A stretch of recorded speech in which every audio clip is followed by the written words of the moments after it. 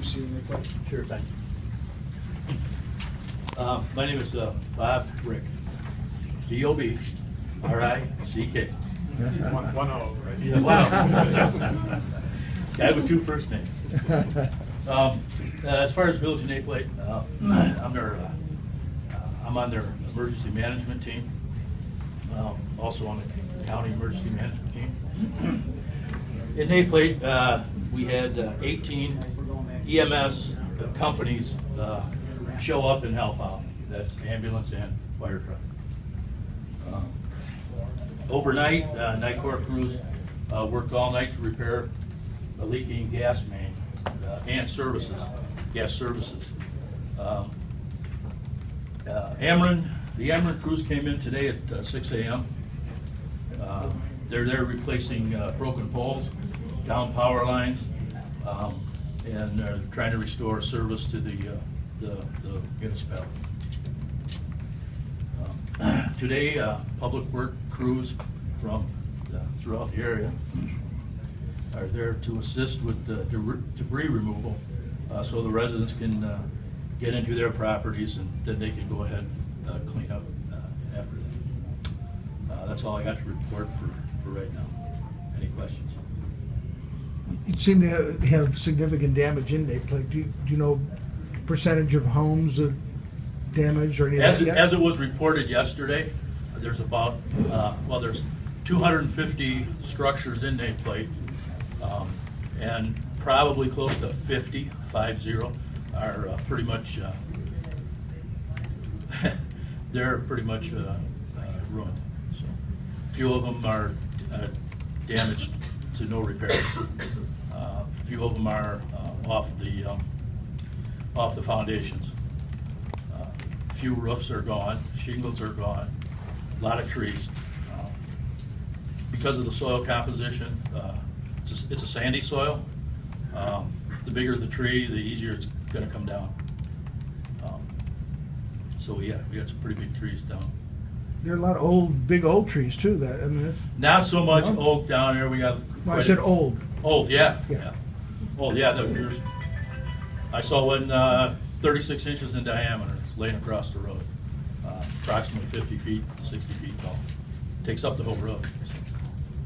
Anyway. They had significant damage. They're just, from what the word that I got was that they are in a what they call a cold idle, is where they idle with glass just so that they don't melt down. And yeah, their facility did cause some damage, and they'll be out of business for a little bit anyway. And what's the name of that company, sir? It's the Pilkington Glass Company. Mayor, I know you grew up in Naplate. You've been up all night. You've been surveying all of the damage. What's it like for you to see a quarter of your town? Well, point of clarification. Oh, you told me you're up there. Yeah, point of clarification. I'm not the mayor. Oh, I'm sorry. I got a brother that's the mayor. He looks similar. Oh my goodness. Yeah, I get that all the time. But you grew up there as well. I did. Yes, you're absolutely correct. I grew up there, and yeah, looking back, seeing these structures that are demolished. Yeah. Yeah, it's tough. Do you work for Naplate, or how would you like us to identify you? Oh my goodness. Yes, I do. I work on the water and sewer department head, supervisor, operator. I apologize. That's okay. But I'm their spokesman. Yeah. Spokesman for Naplate? Yes, I am. Okay, good to know. Looking at a fifth, right? You're looking at a significant chunk of town that's been severely damaged. I mean, Yeah, most of the damage appears to be down Center Street. And if you pull up a map, you'll be able to see Center Street. It goes right through the center, and it came up D. Bennett Road and hit the nursing home, highway department. Came up over the hill and then just cut a path straight on through, starting at the west end of town, continuing eastward to where it hit the glass factory, and then it went straight, and then it went over South Ottawa. It jumped the river and went over to South Ottawa. And looking at the line of travel, you'd be able to tell that that's just a straight line in that direction.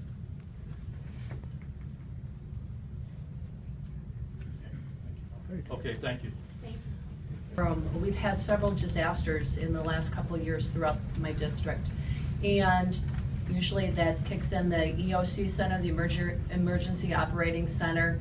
And wow, I mean, these are the experts in the area that take chaos and take a disaster and bring it down to the level and act upon it. So I'd like to thank everybody that you see standing behind me, because they have been an integral part from the minute that this happened. Connie Brooks, in charge of the EOC Center, and Fred, thank you so much for all of your work. I was in Springfield yesterday, happened to be in the governor's office having a meeting when the tornado hit in Ottawa.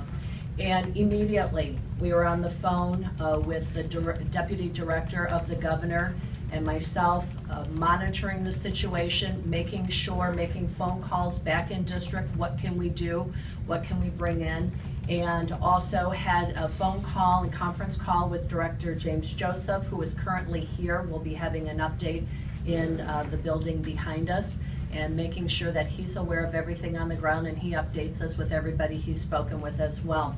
I also reached out to Ameren, who has already spoken. They were on the ground last night, right after the storm went through, with 150 people to try to bring the power back on. As you can imagine, it's hard to assess at night. Many of you were out at the Naplate Fire Department. It's hard to see anything when there's no lights on.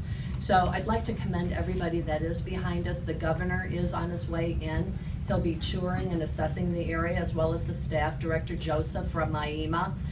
They've also brought in the Director of Insurance as well, who will be here. So if there's any issues, once the area is